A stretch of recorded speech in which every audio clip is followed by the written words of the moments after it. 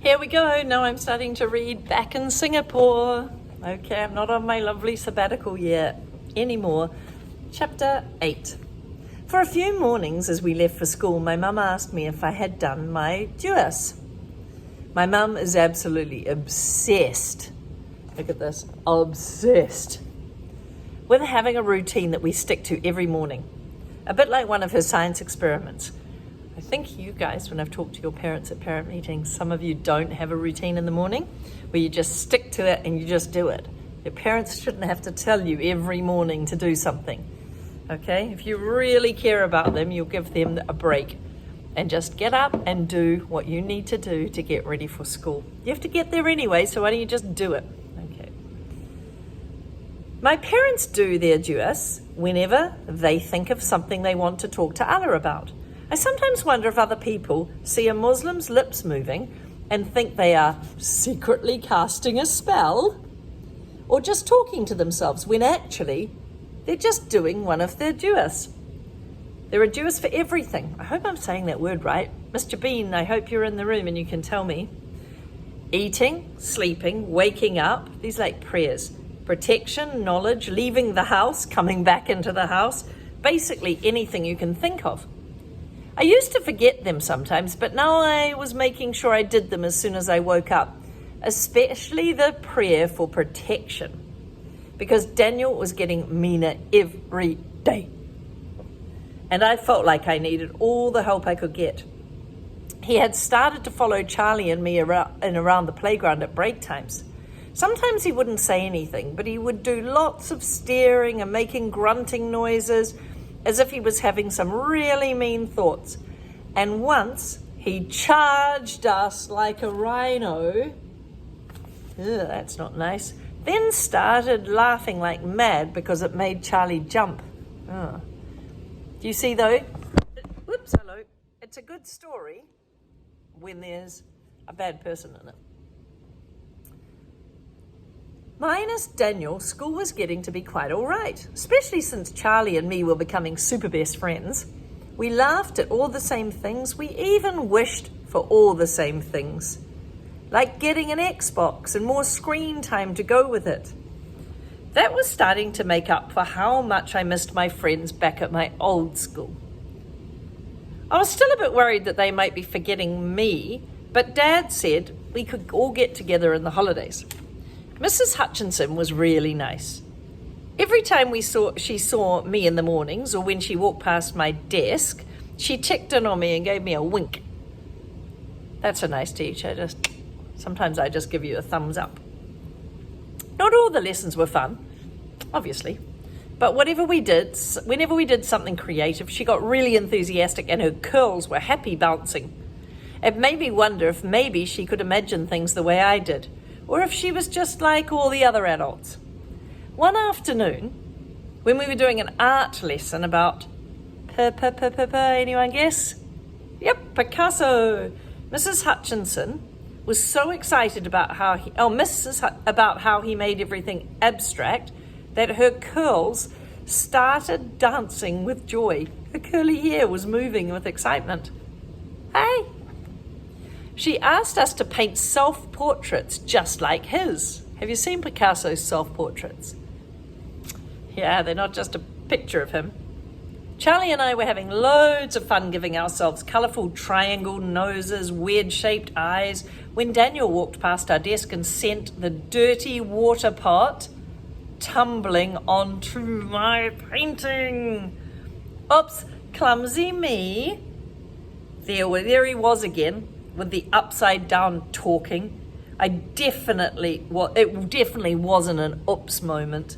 It was a, hey, let's ruin Omar's painting on purpose moment. What a horrible boy. Charlie's mouth dropped open in surprise and my heart took a little dip, as if I was falling into a different and less comfy place in my chest. It seemed like Charlie could tell exactly how I was feeling, because he leaned in to whisper, "He's just a big frog spawn. I bet you can paint a new one even better." And he gave me the biggest toothy grin I'd seen all day. What a great friend. I imagined what Picasso looked like. I wondered if he looked like some of his paintings, all out of shape, but happy. Happier than all the other paintings from the olden days. Then I thought,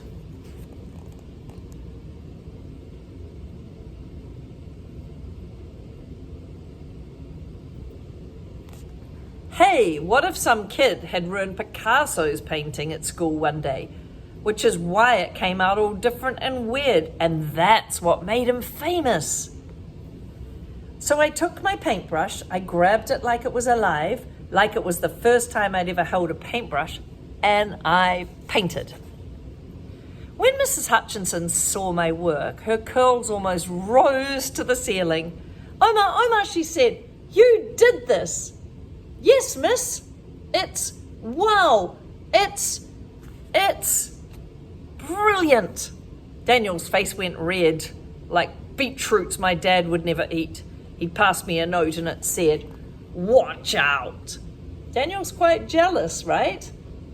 People who behave like that are quite jealous, but you do need to help them. When Mum came to pick me up, he stared at us both as if we were someone's old chewing gum that he'd accidentally touched under the desk. I almost pointed him out to her, but then I remembered how relieved she'd been that I thought school was okay, so I kept quiet.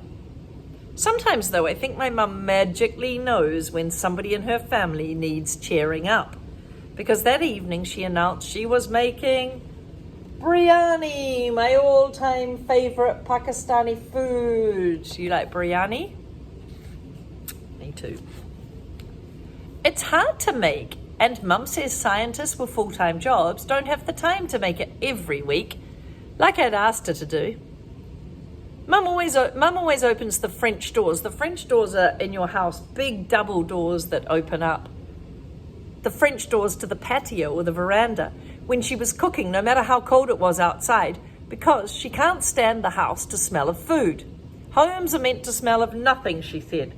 Not fish, not samosa, and not smelly socks. And not even weird artificial air fresheners. And since the door was open, I stood there with my giant bubble kit to see if I could really make a bubble bigger than me, like it said on the packet. A bubble bigger than you. That'd be fun to try. I could see our next door neighbour, the horrible drumroll Mrs. Rogers. She was outside poking around in the weeds with one wrinkly hand and holding her phone with the other. After a few minutes, we heard her say loudly, John, the Muslims are frying smelly onions again. It's kind of racist to call somebody by their religion, the Muslims. Yeah, that's not the way we say things. The New Zealanders, the Singaporeans. Oh, I'm with her on this one, joked Dad, who hates it when the smell of frying onions and garlic gets into his clothes. So he agrees with the neighbour. He doesn't like the smell either. I know, we don't want to give her another reason not to like us, said Mum. Then she held Dad's arm like she does when she's going to tell him a really good idea. Let's send her some. She'll love it.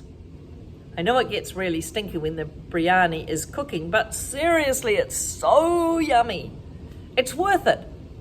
I couldn't believe my mum was being so nice after the way Mrs. Rogers treated us when we took her those chocolates. Why did she deserve our delicious dinner? Have you heard of kill them with kindness? If someone's awful, just be so kind that then they become kind too. And to make it worse, Mum and Dad made Miriam and me take it round to her house. She took ages to open the door, as usual. And when she finally did and we tried to give her the container, she just said, spicy food, no thank you, and closed the door. Hush, said Miriam. You'd think we were trying to poison her. That's the end of chapter 8. They're trying.